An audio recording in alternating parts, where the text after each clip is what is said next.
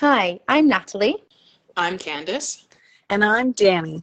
and we are following Soulspiration. In today's episode, we talk about the power of thought and how to become a vibrational match for all you desire.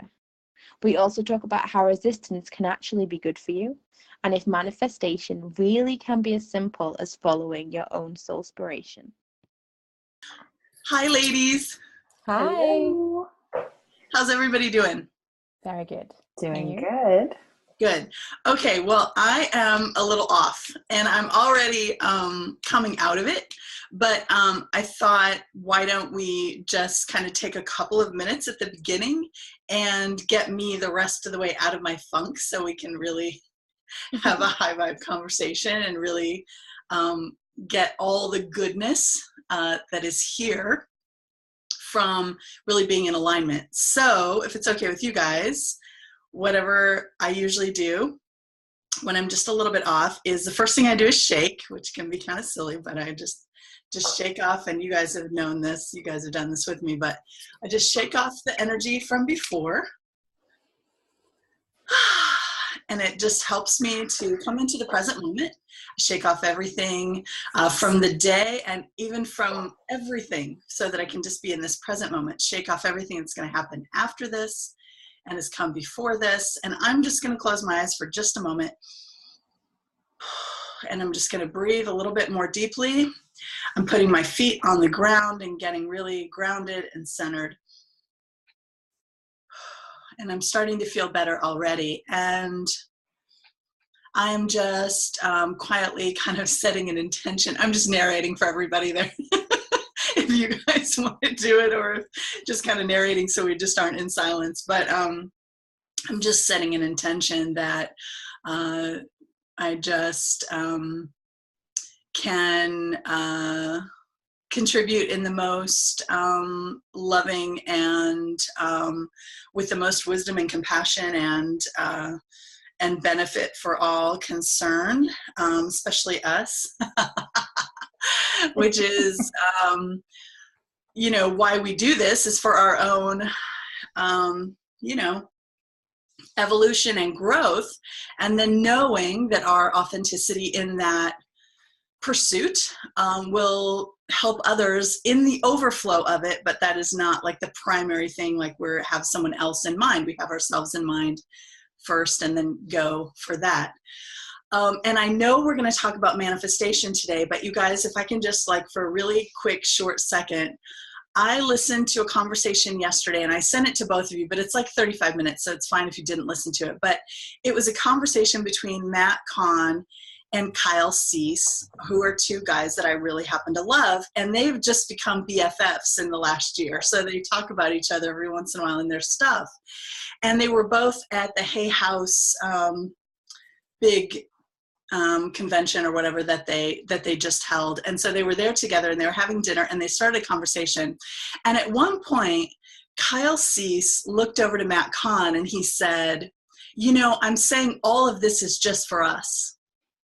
They're having this conversation, and I feel transformation for me in that moment and for my life. They're giving tools, saying how they're working through things and different things that's really profound. And they're just having this wonderful conversation. And then Kyle's like, this is all just for me. This is the most selfish thing. I'm doing this all for me. And I really just thought of us and what we're doing, and it made me smile so much. It's just such great confirmation, and it just feels good to kind of do it that way. Do you guys want to say anything about that, or is that just enough? No, I mean, I just think that's how it's easiest to learn also. If you're receiving information that someone has learned and they've mastered and they've memorized, you certainly get something from that. But I feel like there is a much bigger opportunity for growth when you can hear it actually happening for another person. When you hear someone have an aha, or you hear someone just finally get something, you feel the energy of it and the power of it. And so as selfish as you might be able to look at it, I think it's also a gift. Yeah, I love that. And in exactly the same way that they were talking. I wasn't able to watch the whole thing. I didn't have time to get all the way through. I got about halfway through. So I didn't get to the part where they actually said that. But it was a good conversation for what I saw.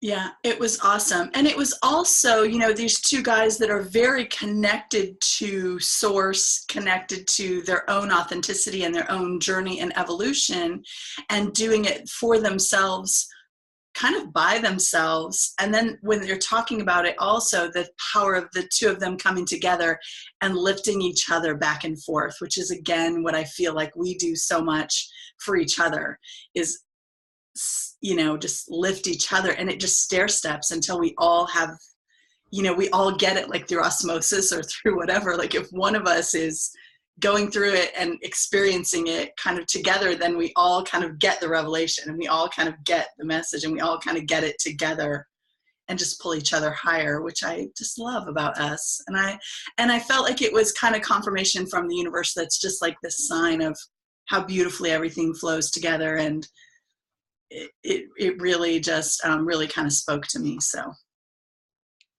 Awesome. Love it. Okay, awesome. So we're going to talk about manifestation today. We don't have an outline or a map out or anything. We're just going to start a conversation and let's see where it goes. And maybe we'll start with, you know, Candace, you did bring up that, you know, one of the first books that you read, or the first book that you read on manifestation. So maybe we, you know, start with kind of a little, maybe we just start there and see where it goes. How about that? Okay. So the first book that I read about manifestation was by Florence Scovel-Shinn, and she actually wrote a few books about the power of thought, the power of intention, manifestation. And the book that I have actually combines all four of those into one. So I don't know which one in particular I'm like pulling information from, or or even if I'm remembering it accurately, because this is years and years ago that I read it. But it was my first introduction to not necessarily the power of thought, because I already read a lot of Wayne Dyer's stuff and Louise Hay and all of that, but it was the first introduction to the idea of manifesting with ease, manifesting material things in your life with ease. And in addition to, I mean, probably the most important part was being aware of and in control of your thoughts. But the other part was to just simply act as if you have it already. Mm-hmm. You know, you set the intention and act as if it's already there. And the first time that I brought that up to my spouse, it was like, well, I'm just going to buy this thing because the money will show up. And I got like a cold, hard, dead stare. Like, you want to spend how much? Because the money's just going to show up. I was like, but if I have faith, it'll happen. And now the question everybody's asking is, did it? I wasn't allowed. I couldn't do it. Not with big stuff anyway, which is where I was going. If I was going to do it, why not go big? Go big or go home, baby. So what is her basic thing is, with ease, is setting an intention and then acting as if. Is that pretty much kind of what you kind of remember her speaking to you? Yeah, that's basically the gist of it. I mean, there is a big focus on your thoughts and ensuring that your thoughts are coming from a place of abundance and not lack or limitation. Mm-hmm. And then, yes, I mean, realizing what it is that you want, whether it's a new dining room set or whatever, and then kind of purchasing it and waiting for that money to just flow in to take care of that. Yeah, that's cool. And so how do you feel like it kind of worked for you? Do you feel like you started working it and haven't stopped, or you kind of stop and start, or? I don't think that I trusted in it enough. After that initial, like, I was all in and I was all gung ho, I'm like, I'm going to do it. And then I was told, like, are you stupid? Money just doesn't manifest like that. And I was like, oh. So I kind of allowed that to taint my view on it. And I mean, as we all know, belief is everything. And so I can't say that I've ever fully tried to implement her strategy in, just buy it and act as if you've got the money already and and it'll all solve itself. Because I feel like that's like one end of the extreme, right? With manifestation, like, all you have to do is think it and it'll show up. All you have to do is believe and it'll show up, which maybe it can. I mean, the universe does amazing things, and the power of thought is insane. But I feel like there has to be a certain level of action behind it, a certain level of being realistic.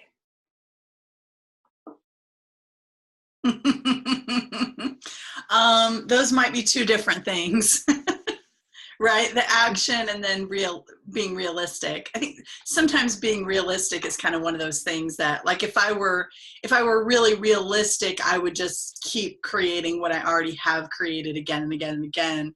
Too much realism isn't really good for us. Like you just said, it's like belief is everything. It really is about what you can let yourself believe, and that next, kind of logical step. Yeah, I love that. But I do believe that action is part of the journey, of course. I mean, for most people. But I think in our regular everyday lives, we tend to think of action as the entire story, beginning, middle, and end. And it's just not. And so putting it into a healthier perspective of inspired action. Right. And taking steps. Forward. Each step brings you closer. Yeah. Yeah. What about you, Natalie? Well, the first book I read on manifestation was The Secret. There was two things I sort of did at a similar time, which one was The Secret and one was Maru. I'm not going to say her surname because I will completely butcher it. Bachella. Her program, Infinite Receiving. And both of those are based on, to an extent, manifestation. It's not all that. And it really is probably more power of thought stuff, actually. And I can remember, I've told Danny this story before, but I can remember reading The Secret. And I did it at the time, not to manifest like anything physical, but it was when I was struggling with mental health issues. And so it was to really just change my mindset and get out of that funk of everything's bad to trying to see the positives in situations. So that's why I started investing in my thought. But in reading this book, it goes through this like, I don't know what the word is, this like experiment where you sit and the example it gives is like, imagine having a new car. So I sat there and I did exactly what it said, and it's like, sit in that car and put your hands on the steering wheel to see how it feels, and what can you smell and what can you feel and what do you see.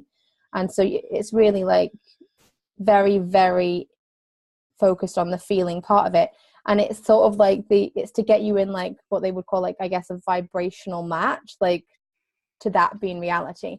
And within a couple of months I was gifted a new car. So like, I wasn't looking for a car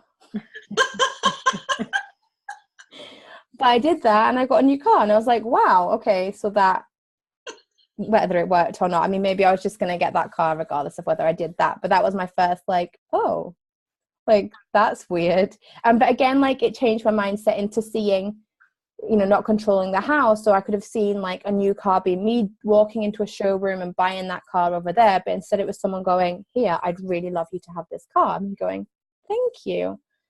So it's like they're not controlling the how and not getting stuck on it being like that specific make a model, that specific like situation of how it would come about.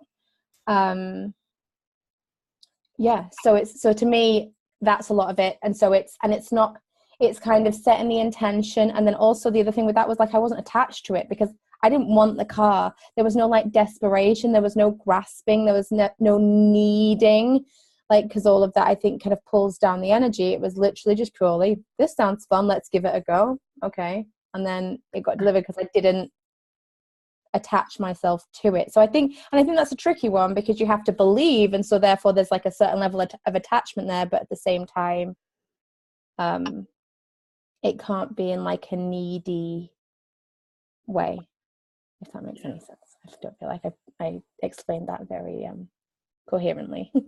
I think you explained it beautifully, and I am right there with you. And that could be perhaps one of the tricky parts kind of for me too is that, and before we get into like where we all get stuck in it, trying to think the first time I heard of law of attraction, it probably was with the Secret, the movie.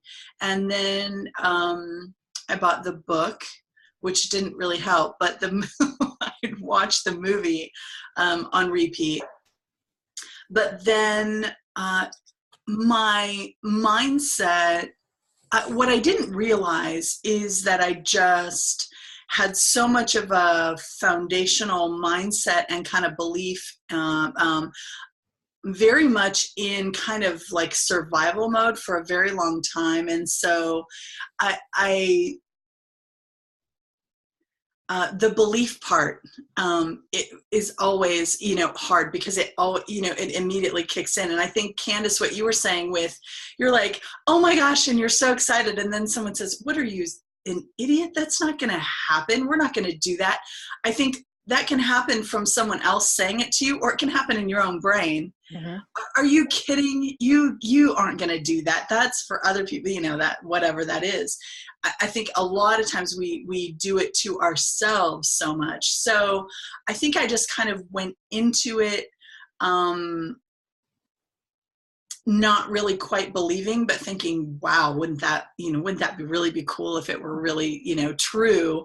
And so I've always kind of had this back and forth kind of relationship, kind of a stop and go, but probably The Secret. And then I started listening to YouTube videos of Esther Hicks and Abraham. And to this day, that's probably one of my most constant things. But I have to tell you, I have stacks of books. I have several programs, courses, online programs, methodologies that I have tried and used for manifestation. And they've all actually worked when I'm working them. But it's so funny because I still am kind of this back and forth, like I'll get something wonderful will happen. Like I'll be really in flow. Like for example, I was working this one specific program and it just talks about, so with this program, it's really about being a vibrational match for what you want. It's a lot of what you were talking about, Candace, this feels, just imagining that it's so, like, and telling yourself, like, this is just how it is now. This is how my life is now. This is this person that I am now. I am the person that this happens naturally for and easily for, and kind of stepping into that. And I was doing that. And I manifested through, and I mean, I could go through every little bitty detail that let me know that this was clearly a manifestation and not a chance. But I did win a raffle. I won a 50-50 raffle at a Royals game that was thousands of dollars. And I did it on purpose and totally manifested. I mean, I was like with Spirit the whole time. And even when, the person came up and I was going to buy my ticket, Spirit said, you only need one ticket. And I bought 3 instead, or 2 or 3. And it was the first number that was actually the winner. Like all these details, like I knew I manifested it. I knew I was going to manifest it, and I knew I did. And you'd think, like after having an experience like that, you'd think I would never question it again. I would do it all the time.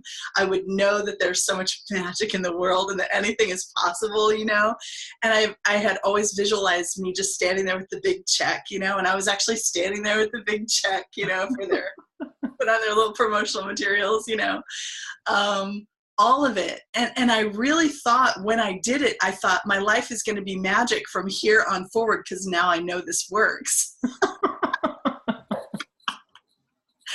And it has been in a lot of ways, but, in a lot of ways, it's like still, the ups and downs and challenges of life. But that's kind of funny, but that's a little bit of my thing with manifestation. So I don't know, what else is coming up for you guys?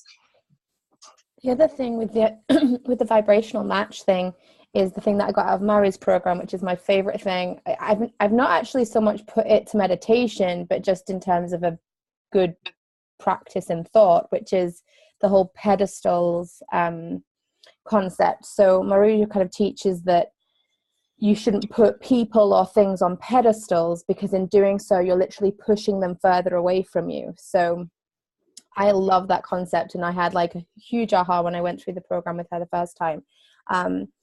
Because at the time, like, it was for me to do with like children. So for me, like, I had unconsciously, subconsciously been putting neurotypical kids on a pedestal, and therefore pushing that reality with my own daughter further and further away by seeing people with their kids and thinking that's the way it should be. That's how families should look.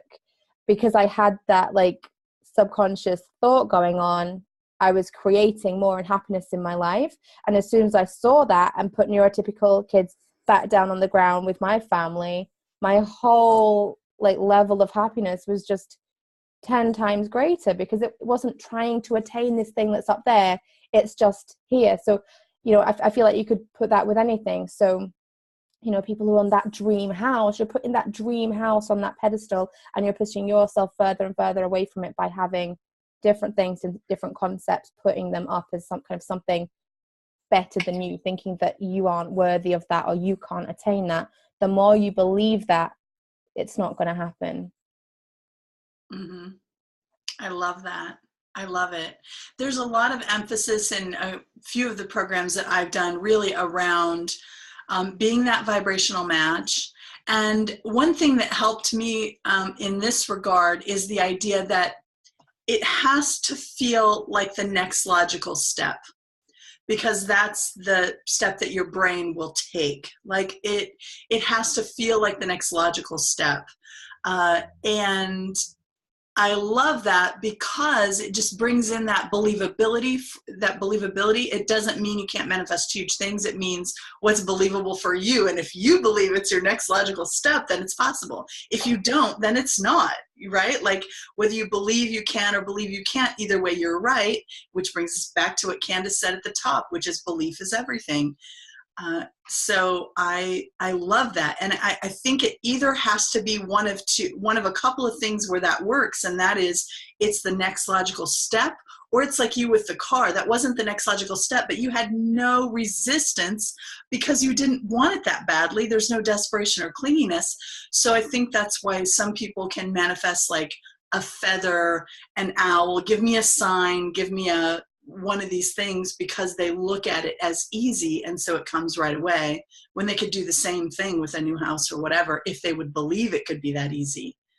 But if they don't believe it, then there's no faking vibration, right? We can train our thought, we can say the right thing, we can even feel like kind of force ourselves into certain feelings or something sometimes, but there's no faking vibration. You just are where you are, and you have a dominant kind of vibration, and that's where it is. It's funny because I'm exactly in that situation right now where I'm wanting something to happen, and so but every time I try and make it happen, something's coming up in the way to stop it from happening.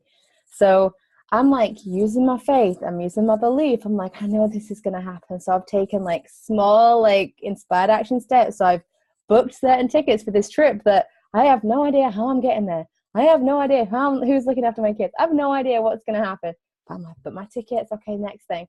But every single time something comes up, and I know it's because there's a belief thing. It's like an underlying belief that like, do I deserve this? Or an underlying belief that like, can I, like, I feel like I have a belief that I can't do this because I have too much responsibility. So like everything's coming up to like hit me in the ass and go, no, no, no. And so it's like, I've got the choice. I either get rid of this limiting belief that I can't have these things, and then I know it will come. That's why I've put the tickets, because I'm like working my ass off on this belief, or it will just, or I succumb to it and I lose my opportunity to go. So it's like just getting into that brain space where you truly believe. Yes. I think I do. Like, I obviously don't, because this resistance is not good. And you're doing it anyway, which is really beautiful, and keeping going and keeping, I see it. Like, yeah, I know it's me in my own way. So if I stop, then it's never going to happen. So I've got to just keep push, which I say don't push. But like when you know it's something coming up to heal, like it's like I can either ignore this or it's coming up for me to actually deal with. So it feels like push because it's me trying to shift it. Mm-hmm. But maybe I'm not ready. It reminds me of my dream the other day. So I had a dream that felt very much like a lucid dream. Like I felt like I was in control, and I was being shown how to manifest and use the law of attraction for anything, for, material things, for health, for wealth. And this whole dream was just about raising your vibration. So it's a little bit different than the way you were describing it, Natalie, with like being in the car and imagining it and the steering wheel. In my dream, it was, it might be hard if people aren't used to feeling energy, but for an empath, I think any empath would understand this. So feeling what health feels like, or feeling what a Lamborghini feels like. What does that feel like? And then just like almost just imagining that your own energy is that, and then kind of like merging together. And so I woke up from this dream and I was like, I was like on cloud 9, because in my waking moments, fresh out of the dream, I could just do it. I could just, oh, okay, so what does this feel like? What does health feel like? And then match my energy to that. And I instantly had more energy. And I was like, this is fucking amazing. And then, fast forward 8 hours and I've already forgotten about the dream, and I've forgotten about health, and I've forgotten about everything else. And I'm just living in the day to day. And so knowing that we were talking about manifestation today, I was thinking about that again today. And I was like, how could I have forgotten it? Like in the same day, it's already gone out the window. And so I was trying to do it again and match my energy to that. And I could, but the original morning when I was trying to do it, like fear and resistance and doubt were just gone. And probably because I was fresh out of that dream and I was like on a high, and I was like, it can be this easy. Yes, I'm going to manifest the shit out of my life. And then today there's a lot more second guessing, I guess. And that like, it can't be that easy. How could it be that easy to just raise your vibration to whatever the thing is and then you can have it? Like, it seems so out to lunch. And so that's where like the fear and the resistance and the doubt come in for me right now anyway.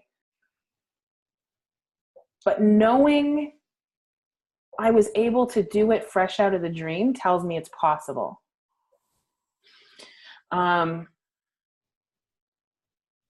And in my dream, it was like you just let it go.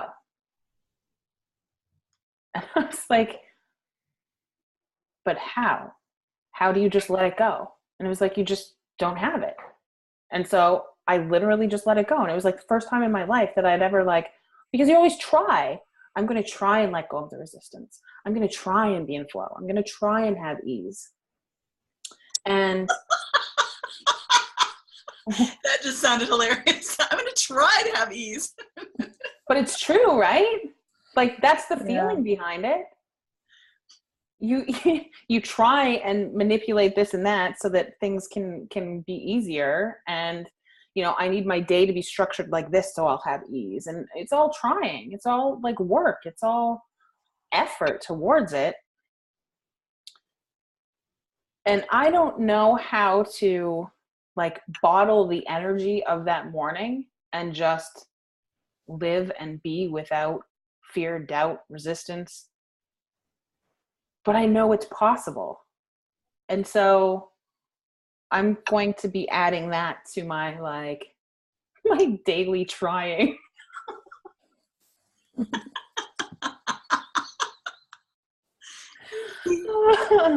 But seriously, like adding it to something that I actually give attention to just, when fear and resistance and doubt starts to come up, just like kind of putting my hands up. And it seems like so silly to say that because we've all lived our lives and it hasn't been that easy. I mean, just like you're saying, Natalie, like the idea, I'm sure that you would just want to like slap me right now if I'm like, just raise your hands and it's all, you know, there's no fear or resistance anymore. The other thing is, though, I'm doing that. I'm doing exactly that. I'm just like letting go. I'm like, okay, fine. When I say I'm like, I'm just like, okay, fine, release. Like, you feel this, okay, release. Like, let that thought go, whatever, and just wait for the next thing. But it just keeps coming back round, coming back round every time I let it go. It just keeps coming back. But yeah. And I think, you guys, so much of it, I know for me, and I really feel, is this practiced way of being. And the fact that we have, 60, 80,000 thoughts a day.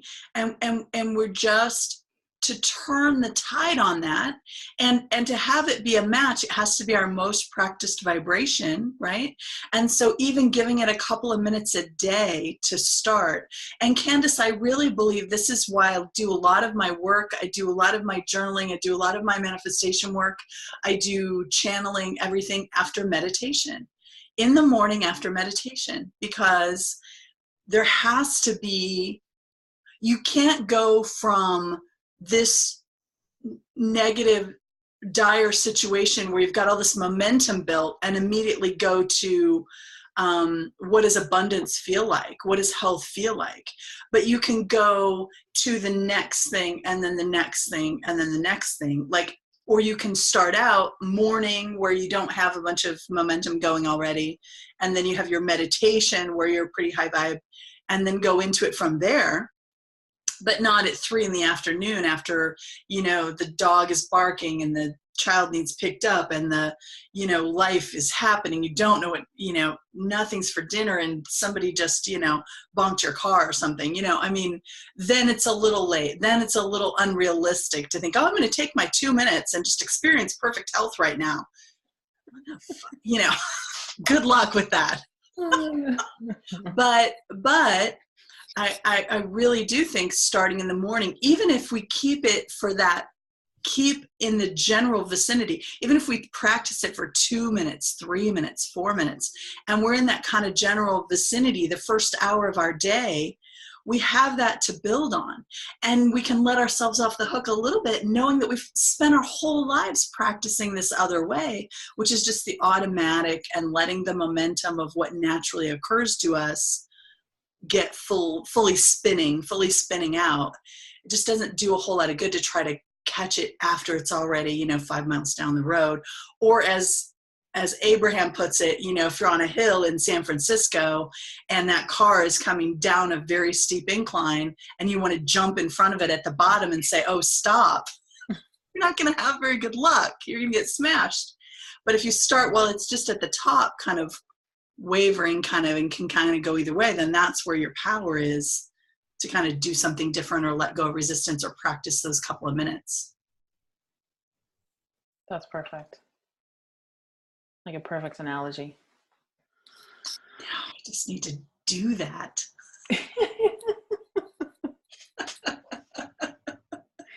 It's great in theory. It's hard to practice on the day to day. And I mean, I know that I probably shouldn't say that it's hard, but that's how it feels. It feels hard to completely shift a lifetime of thinking. And even I think all three of us, we've done a lot of work on positive thinking and intention and stuff like that. And it still doesn't come naturally. Yeah. It's funny. It comes more naturally, but there still is the back and forth. Like some things are more habitual for me now. And I think that eventually we get to that tipping point. Like, you can think of something in your life that used to be hard and now it comes easy for you. You just get to that tipping point where you've practiced it enough where then you don't have to stop the thought, recognize it, feel your way through, turn it around, right? Like, you've done that so much with a particular thought or group of thoughts that now it's just kind of your natural way where you say, oh, I'm just thinking about that differently and I didn't even realize it. But it does take so much work and consistency and just awareness and willingness to do it again and again and again. And this is where, I've always been one of these people who, I'm great when the inspiration hits and I have a ton of like natural enthusiasm and I'm like all in and I will go for the adventure and I will do it and I will do the whatever that is. But consistency has never been my strong point. I am not, it just isn't. Some people it is, but with me it isn't. But I just have to take that and I do a hell of a lot more of it when I'm enthused. And then when I'm not, I wallow a little longer. And that's just, part of my personality and how I'm built. And that's kind of how I do it. But I have to work with that. So sometimes I feel like when I am high vibe and when I am really getting messages and feeling in tune and all of that, I really milk it. For sure. For sure. And I mean, that kind of creates questions for me that I'll probably save for another day. But just about like kind of what we were talking about previously about cycles and stuff. And so knowing when you're in a natural cycle, or is there a certain element of burnout? Do you know what I mean? Because I'm the same way. And so I'm wondering for myself, it's like all or nothing. So I'm enthusiastic, I'm all in, I'm gung-ho, I go hard all day long, and then nothing.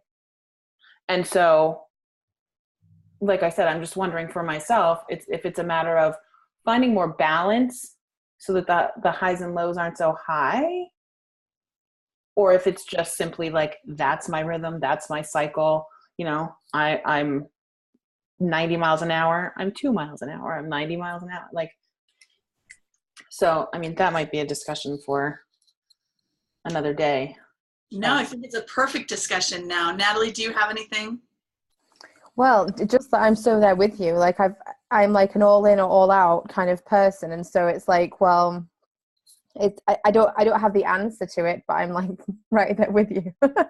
I was thinking the exact same thing when you were talking, Danny. I was going to say, like, it's back to that cycle thing. So it feels like, you're in that cycle. So, you don't beat yourself up when you're at the bottom of the cycle because you're not connected or you're not working or not doing those things, because you just need to recognize that's where you are and allow yourself to come back through, because the more that you resist this part of the cycle, the longer this part of the cycle is going to last.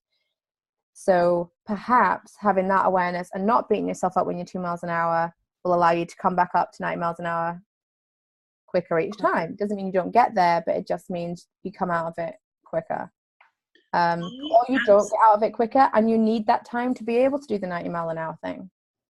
I love that so much. And that is, I believe that is, there's a lot of truth in that. So, you know how we have this thing that everything that we say to someone else is something we need to hear. And as a coach, I totally get this, and it comes up for me all the time. So I was in a session with a guy this week, and here's what Spirit gave me. He's also a coach. And what Spirit gave me is that one of the things that he does, and so this is for all of us, is he helps people with the roller coaster. He doesn't help people smooth out the ride on the roller coaster. What he helps is with people who go up and down, up and down, up and down, stop putting the brakes on when they're going down.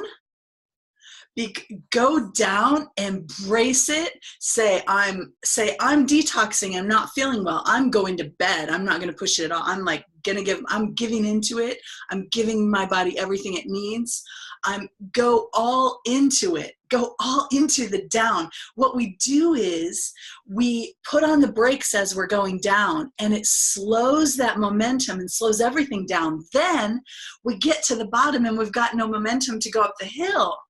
So then we're stuck at the bottom. And like Natalie said, every once in a while, you're just going to need to be stuck at the bottom because there's something down there you need to stay around long enough to understand or to heal or to whatever. But most of the time, I really feel like if we will stop putting on the brakes through the whole thing, then that down momentum actually carries us almost to the next peak. And then the next peak is where we have that effort, that thinking on purpose, really tuning in, really working with our thoughts. Part of our action journey is only just right up there. It is right up there, like in that moment of getting to that next little peak, which is a little higher, and then letting ourselves go down and up and down and up. And I loved that so much. And it's like, let the tears flow. When the tears come up, you let them flow. And when you feel sick and tired, go to bed. And when you feel angry, have a temper tantrum. And like just lean in, right? Like Sheryl Sandberg or whatever said, like lean into it, knowing that that momentum can carry you through and back up. I like that. It's a totally different perspective than like the mainstream of what you hear. It is, right? I was listening to Abraham the other day, and they have this analogy, and they were talking about people who get a lot of money and have a lot of wealth and then lose it, and then they'll get it again, right? But so they were asking about, though, why does someone have to lose everything? Why do they have to go all the way to the bottom? Why can't they stop themselves, right? So here's another take on it. Why don't they stop themselves like in the middle? Well, that momentum gets going. And once you start losing, you are in worry and fear and expectation that the losing stuff will continue, right? So you have a whole lot of money, and then you start to really lose it, and then you sell that second home, and then you sell the boat, and then you sell the sports car, whatever. So you get in this thing where you're losing and you're giving up and going down. And so then your momentum, starts to build and everything around it. And so then you have to go all the way to the bottom. But they know with people who've already made, let's say, over $1 million or whatever, their second million comes so much faster. Like, it's not like they're starting over. It's like, even if they lost it all, they're still starting at almost that, because they're bound to go that and above. Because once you have that knowledge that you can do that, nothing can take that away. Yeah, you're more of the vibrational match because it's possible rather than it seeming impossible. You're there and you know that you're just going to get back. Yeah. You can believe it. You can believe that. Yeah. Yeah. So what do you guys do, like when you get stuck or when you feel like things like, Natalie, you're describing having some resistance come up and you're like looking at it. Could you talk about that a little bit more? Because I think this is so helpful. Because I think with so many things, like it gets a little tough and then we think, oh, this isn't working, or oh, this isn't supposed to happen, or whatever. And then we just kind of give up with it. but I really would like to spend a little time on, like, what do we do when it seems hard or whatever, so that we can kind of keep it going. Yeah, so when it does, when thing after thing after thing was coming up for this thing that I wanted to happen, my friend was like, go and write 50 things, 50 reasons why you're resistant to it. She was like, don't stop until you've hit 50, and then if you've got more than 50, just keep going to like get it out. So I did that, which kind of showed me the reasons why. So rather than it just being like, I want this, it kind of got out all the subconscious stuff that was going on to do with that anyway. So I think that just like shines a light. So when you have that awareness, you can then work on that awareness and be like, is this true?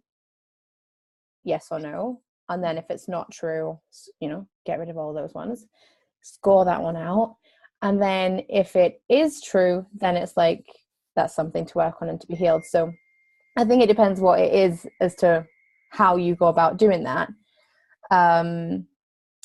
But so right now, the things that came up for me are the things that hourly are coming up to show me. Like, so every time, every belief that I had, like hourly, I'm getting a reminder that that is the case, which is why I know that it's my own shit. Like,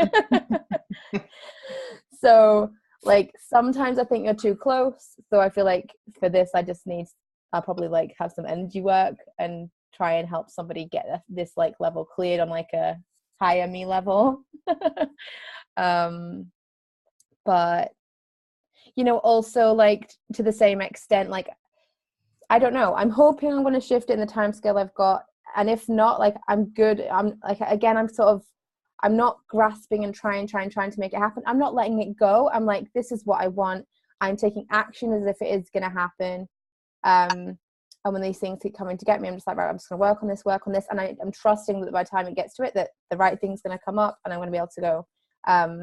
But it's just kind of having faith, taking small steps, like taking the steps that you can take to prove to yourself and the universe that you do want it. Like, because that's what I always say, like resistance something is either to come up to be healed, which in this case it is, or also to like test you and be like, do you really want this? Do you really deserve this? Can you really own this? And so I know that's where it's coming from. So if I stop and give up, so that I'm not the pushy, you know, I'm not pushing against everything and I'm allowing, in this case, I feel like if I stop and give up, then it's sending the message to the universe that I don't really want this. So keep giving me the things, keep showing me what it is that I need to heal so that I can heal it, and then I will. So it's kind of just shine light on what is really the issue, what is really the belief that's underlying, because it's absolutely possible for me to do what I want to do. But the universe is just, you know, kicking my ass. Kicking your ass until you get there energetically, right? Because we can't just be there in our mind and think we're ready. We have to energetically like be ready for it, right? And that can be so frustrating. I know it, for me, it is frustrating as hell to think, oh, I don't have it because I'm not ready for it yet. That is so like, it's very limiting. It's very like, there's like shame and guilt and I agree with that, but then also to the same extent, like I have the intention, I know I'm working on it, but if it doesn't happen, like, so the place I'm at is like, if it doesn't happen, I'm literally just grateful for the lesson. Like, so if I don't make it there, like, I'm like, that's fine, because I know that all of this has happened to shine a light on this. And so if this trip that I'm trying to get isn't like, it's not going to happen because I need to work on it, like this trip has come to like force me into facing this issue so I can, and then something different is going to come up that's going to allow me to do it without any of this crap. So like, it might be literally that just this is the lesson, and I'm not going to manifest this exact situation, but guess what? It could be something even better that's going to come because I've worked on this now. So it's kind of, again, not controlling the how or what it looks like. Me dealing with this limiting belief is going to allow me to get something even better, if not this amazing thing that I'm looking to do. I love that so much. I think you're just a poster child for manifestation with what you're saying. I mean, Seriously. And I think, part of my admiration is all my stories of, like lack and limitation and like, survival and everything, is that mindset. You're like the unicorn. Like that's how I want my mindset to be. And sometimes it feels like perfectly natural and normal. And other times it feels like it's on the other side of the moon. But that's, part of being human. And like, just even like we've been talking about, sometimes you can manifest that. What does perfect health feel like? Or what does financial security feel like? And sometimes you're just, on the other side of it and can't, quite get there. But I love everything that you said so much. And I feel like there are some people who naturally and through the work, both. I think that some people are natural manifestors for a lot of different reasons, but it's like doing the work and all of that. And when I am doing the visualization and I'm just sitting there daydreaming, it's a blast. Or when I'm writing out my affirmations and feeling that, it's so great. It feels so good. So why not do that shit all the time? That answer on the next podcast. Well, and I think the other piece of this too, and you kind of touched on it there, Danny, was like being hard on yourself or beating yourself up or taking ownership when things don't come. Like, I think, Natalie, I think it was you that shared what someone had written, a post on Facebook the other day. And it was, I mean, I'll try and remember, but it was basically that this idea that there's a right way and a wrong way to manifest, and that if you do it wrong, that it's on you. I'm not doing it any justice right now. I know I shared it, but I can't remember. It was like so yesterday. I know it was totally so yesterday, but it was really great. It was really great perspective. I've got it. I've just butchered. So it's like how there's so many tips and tools and rules on how to manifest and get into alignment, a whole checklist for your egos to do, when all that there is to befriend this exact moment. All that there ever is right now. And it's funny because you said earlier, you were saying about how, you're going to bring this into your trying, this practice of letting go. And, but I don't know how to do that without the fear and resistance. And I was like, what I was going to say at the time was like, it's about being present, because fear is all based on something that is going to happen in the future or something that has happened in the past. So it's like just trying to be more like here right now, is getting rid of a lot of that fear energy. When you don't resist what is, you're in alignment with right now. It's very simple. It was a very good post. It was.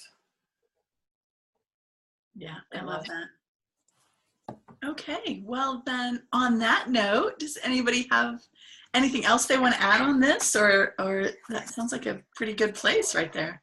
I will just close because I pulled a card. Okay. Yes, I forgot all about the card. Thank you, Natalie. It's okay. So it is today perfect timing, and I'll read you the little meaning.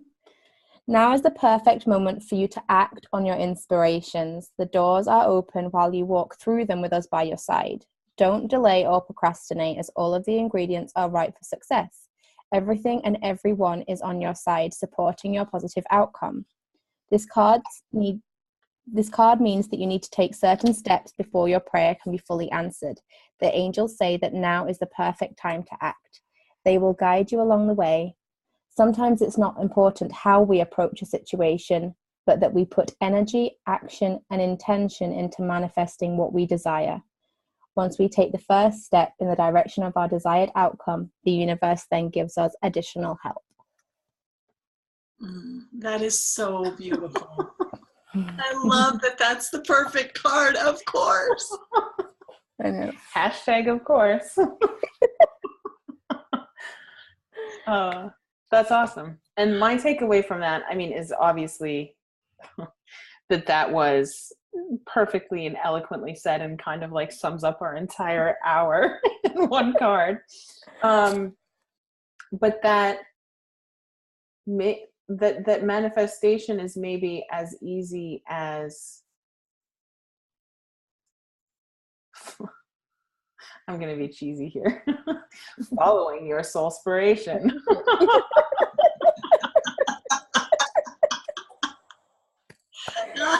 Yes. So getting that little bit of inspiration, that whisper from spirit, taking the inspired action. Yeah. And that's it.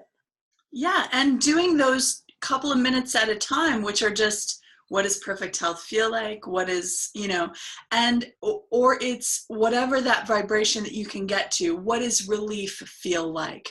What would soothe me right now? What would that feel like if I was just soothed, or if I just felt relief, or whatever that step is? Or if you're in despair, then bring yourself to anger, right? Just focusing a couple of minutes at a time. I think so for me, like the takeaway I'm coming back to is Spirit has told me again and again, like give us 2 minutes at a time. And it's to practice what you're talking about, Candace. And another way to get there is to think of what you want to manifest. And this is again how Maru does it in Infinite Receiving. And then you ask why. Well, why do I want that? What's anything that we want that could be a material possession or an experience or anything is all to make us feel a certain way. So what we're really manifesting our feelings, and we can actually feel that now without the thing. And it's really kind of a miracle. And so I'm going to just, do that more, and not in a way that's like my checklist in the morning, but in a way that just really feels good. And so I'm just going to set the intention to let that come in and be a part of my day every day, and maybe even more often than that or whatever. So I think that's my takeaway. I think what you said there is really important as well, because you kind of said something which we've probably talked about that's not kind of clicked in my brain on the level that it just did there, which is like you're really manifesting the feeling. So much time we're putting focus on the item. I think we kind of talked about the car thing, so how that would look like, so the ideal house or the thing, but actually we can get that feeling from something just as good or even better as what we might have in our brain. And so while ever we focus on the item, we're actually closing off the potential other things that could come in our path, because we are so focused on what this exact thing here looks like, and not on get to the feeling place and then allow in things that make us feel like that, which actually could be even better than what you imagined. I love that so much, Natalie. That is perfect. Perfect as always. And the perfect stopping place for today. Thank you so much, ladies. I love you. Thank you. Oh, love you guys.